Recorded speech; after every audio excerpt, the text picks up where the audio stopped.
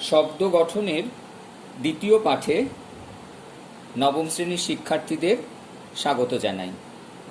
আমরা শব্দ গঠনের কৌশল নিয়ে আলোচনা করছি।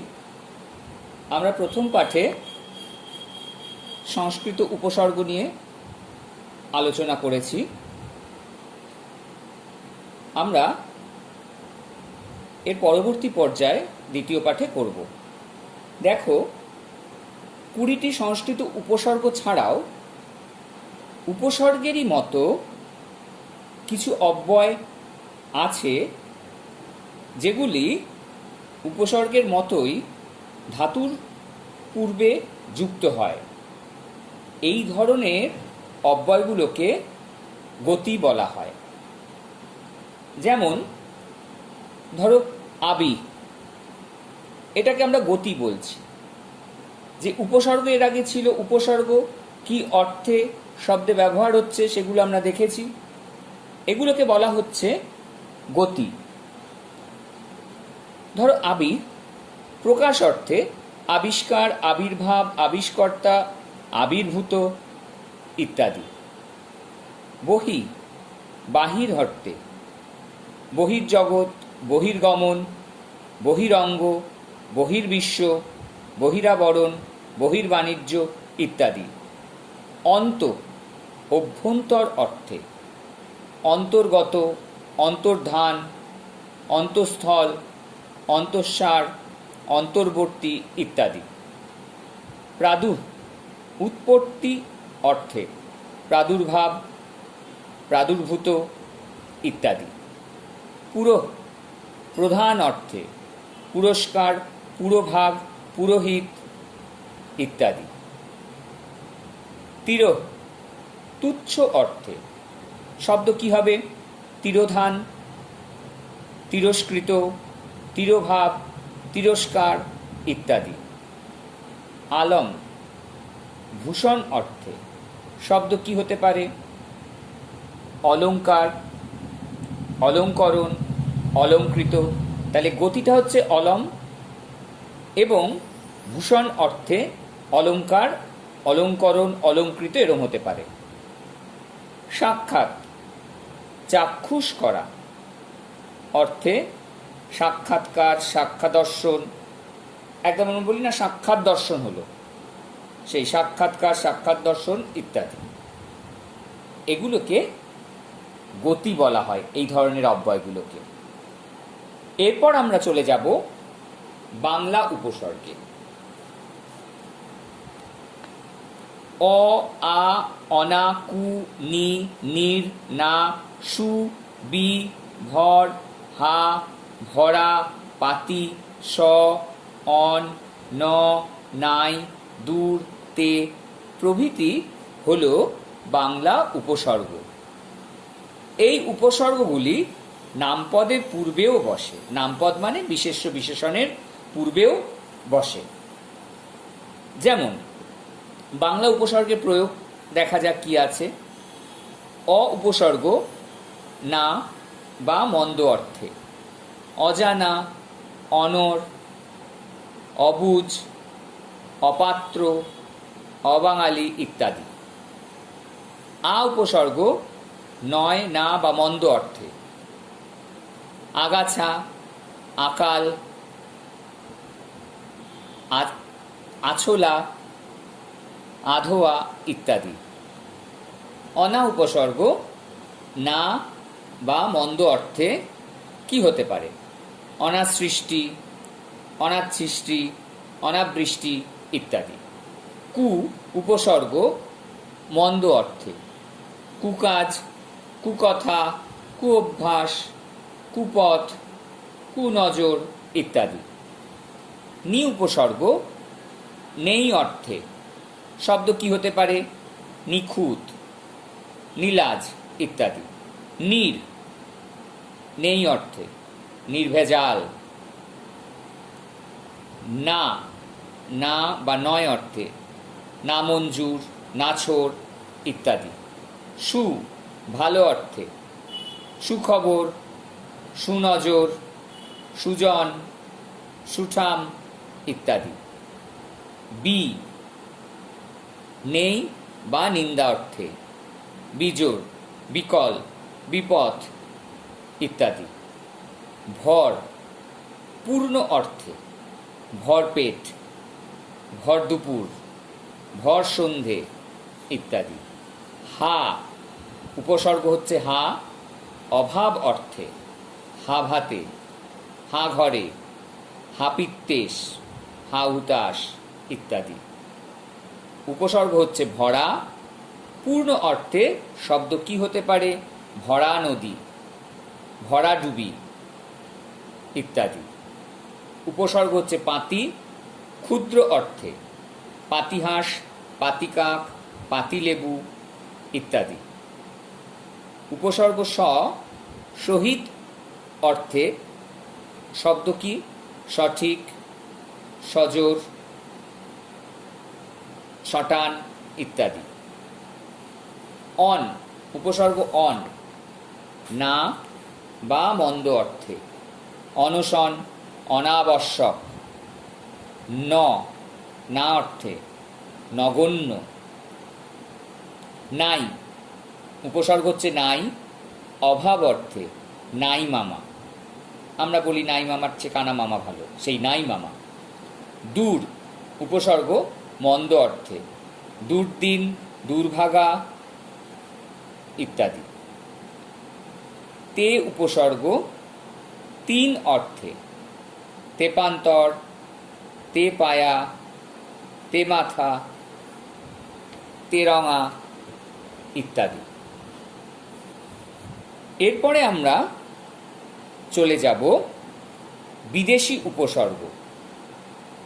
আরবি, ফার্সি, ইংরেজি প্রভৃতি বিদেশি ভাষার বহু শব্দ বাংলা উপসর্গ হিসেবে ব্যবহৃত হয়।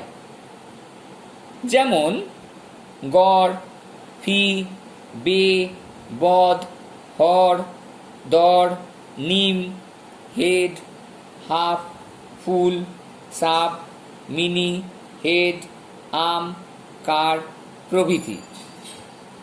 এগুলো হচ্ছে বিদেশি উপসর্গ।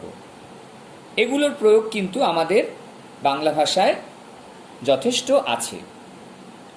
যেমন ধরো গড় উপসর্গ না বা অভাব বা অন্যথা অর্থে, গড় হাজির মানে অনুপস্থিত, গড় মিল, গড় রাজি ইত্যাদি।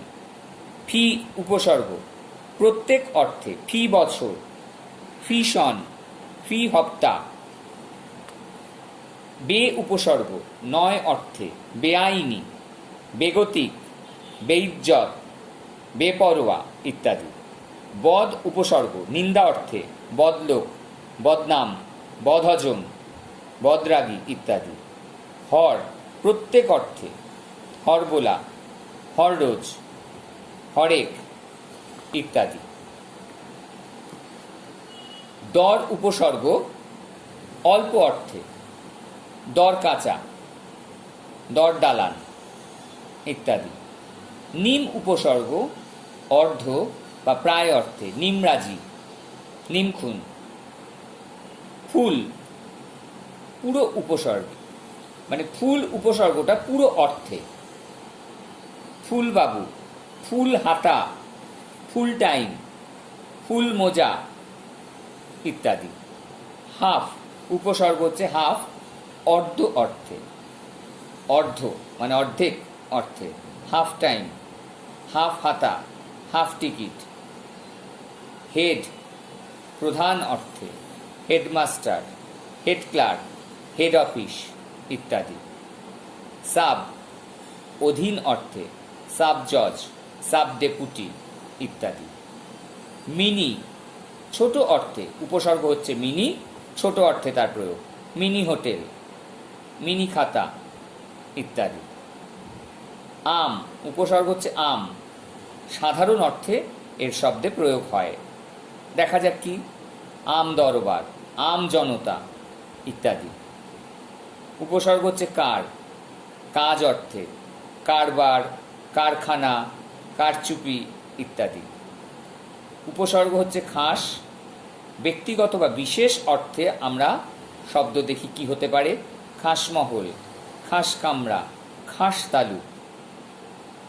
খোস, আনন্দজনক অর্থে, উপসর্গ হচ্ছে খোস, আনন্দজনক অর্থে। খোস গল্প, খোস খবর, খোস মেজাজ। ব, উপসর্গ হচ্ছে ব, শহীদ অর্থে। শব্দ কি হতে পারে? বকলম, বনাম ইত্যাদি। এরপর উপসর্গের পর আমরা যাব অনুসর্গে। অনুসর্গ কাকে বলে?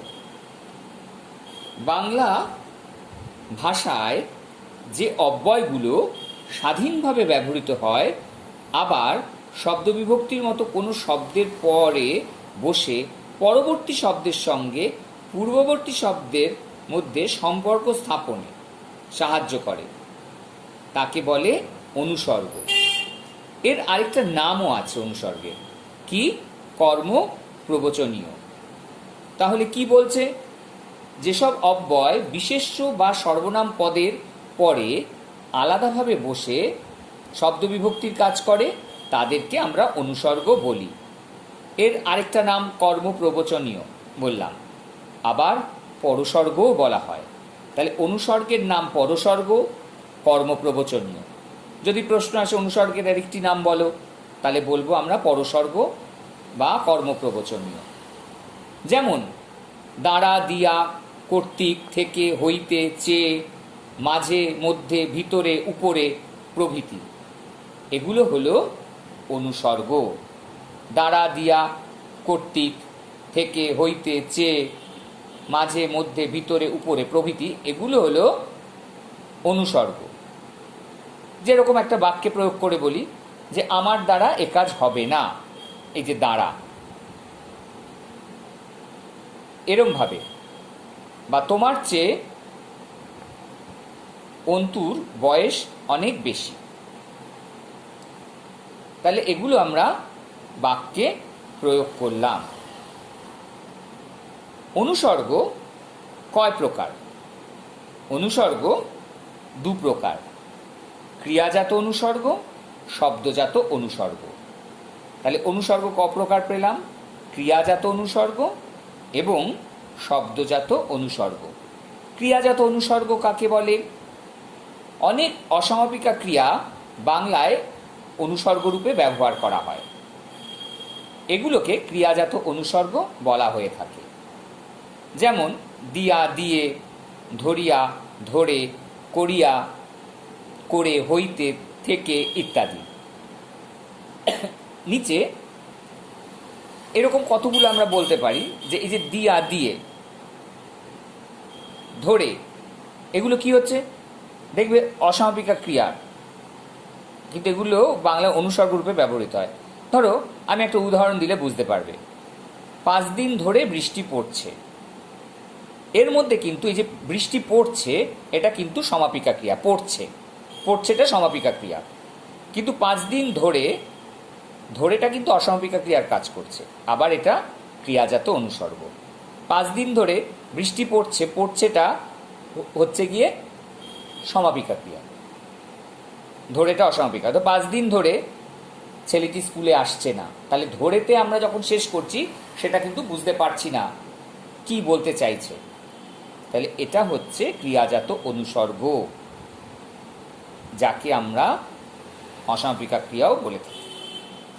আর হচ্ছে শব্দজাত অনুসর্গ, যেমন দ্বারা, জন্য, জন্যে, বিনা, সহিত, অপেক্ষা, তরে, অবধি, নিমিত্ত, হেতু প্রভৃতিকে বলা যায় শব্দজাত অনুসর্গ। বাক্যে একটা উদাহরণ দিলে বুঝতে পারবে। যেমন বলি যে আজ অবধি আমি সেখানে যাইনি, এই যে অবধি। তারপরে ধরো এখানে যেমন আছে অপেক্ষা, আমরা যদি বলি যে অন্তু অপেক্ষা সন্তু অঙ্কে অনেক ভালো, তাহলে এটা হলো ক্রিয়াজাত অনুসর্গ, তার পরবর্তী পর্যায়ে এটাকে আমরা বলি শব্দজাত অনুসর্গ। তাহলে দু প্রকার, ক্রিয়াজাত অনুসর্গ এবং শব্দজাত অনুসর্গ। এবার আমরা অনুসর্গ এবং উপসর্গের পার্থক্য আলোচনা করব। এটাও কিন্তু অনেক সময় পরীক্ষায় আসে। উপসর্গ ধাতু বা শব্দের আগে বসে, কখনোই পরে বসে না। তাহলে উপসর্গ ধাতু বা শব্দের আগেই বসে, কখনো পরে বসে না। আর অনুসর্গ দু একটি ক্ষেত্র বাদে সাধারণত বিশেষ্য বা সর্বনাম পদের পরেই বসে। তাহলে উপসর্গ ধাতু বা শব্দের আগে বসে, কখনো পরে বসে না। আর দু একটি ক্ষেত্র বাদে, দু একটা ব্যতিক্রম আছে, তাছাড়া সাধারণত বিশেষ্য বা সর্বনাম পদের পরে বসে। 2, প্রতি বা অতি উপসর্গ বাদে অন্য উপসর্গগুলি স্বতন্ত্র প্রয়োগ নেই। প্রতি এবং অতি এই উপসর্গ দুটো বাদে অন্য উপসর্গগুলি স্বতন্ত্র প্রয়োগ নেই, এরা ধাতু বা শব্দের সঙ্গে যুক্ত হয়ে যায়। অনুসর্গের স্বতন্ত্র প্রয়োগ আছে, এরা সাধারণত পদের সঙ্গে মিশে যায় না, স্বতন্ত্রভাবে অবস্থান করে, দু একটি ক্ষেত্রে অবশ্য পদের সঙ্গে জুড়ে যায়, ব্যতিক্রম।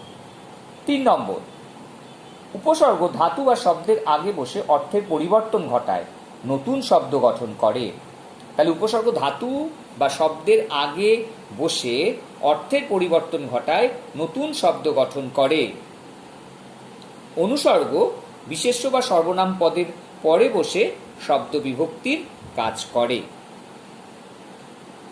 তাহলে আমরা উপসর্গ ও অনুসর্গের পার্থক্যটা আলোচনা করলাম। শব্দ গঠনের কৌশলের দ্বিতীয় পাঠ আজ এই পর্যন্তই।